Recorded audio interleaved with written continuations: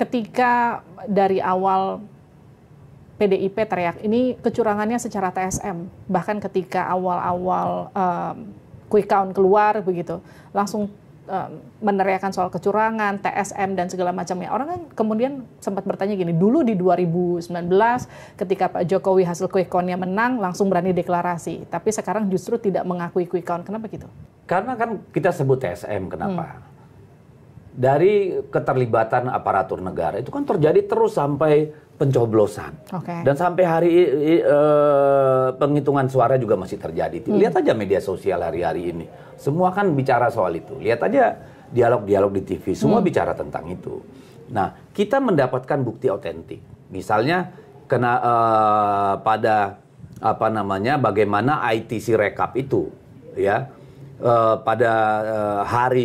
pada jam 12 itu, jam 12 siang tuh pada hari coblosan, kayak apa statusnya.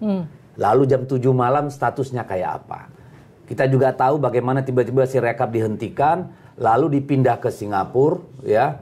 Lalu pakai false identification, dia disebar. Jadi kalau yang cek, oh ini seolah-olah Jakarta, kadang di Cina, kadang di Singapura, kadang di Amerika gitu. Ini kan nanti menjadi bahan kita untuk angket. Jadi kita tidak ngomong asal-asal.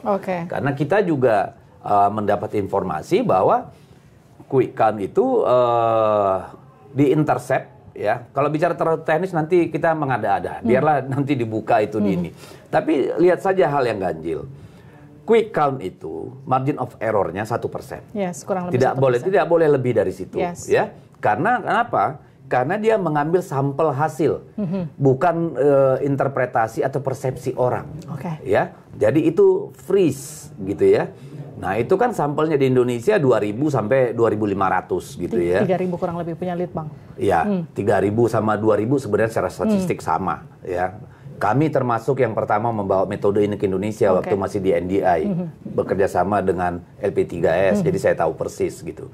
Jadi ini kemudian kita mendapat kabar betapa ada anomali gitu ya. Karena apa? Dipasok gitu ya. Ada intersepsi terhadap data-data yang masuk. Dan itu kita lihat dari dari data yang disampaikan orang-orang IT ke kita, IT merah putih, ini para ahli IT gitu. Nanti itu kita buka di hak angket atau di Mahkamah Konstitusi lah. Tapi kejahatan ini begitu vulgar dari yang kita dapat. Gitu. Artinya gimana nih? Menurut Anda nanti hasil quick count akan beda sama hasil rekapitulasi? Nanti kita lihat. Karena begini, pengalaman saya. Kita tebak-tebakan. Pengalaman saya ya, di dapil saya nongkrongin nih di kecamatan, ya. Di TPS itu kalau mau masukin hasil paslon 02 itu lancar jaya itu jalan tol. Tapi begitu masukin hasil di 03 ya, apalagi di kecamatan nih nginputnya langsung hang dan error. Akhirnya nggak ngerti saya. Jadi itu yang membuat keluhan teman-teman saksi itu akhirnya penghitungan jadi sangat lama, gitu loh. Jadi apa yang terjadi nggak tahu. Kabarnya kan ada kuncian nih supaya hasilnya sesuai dengan sesuai dengan Sirekap. Ya kita nggak tahu.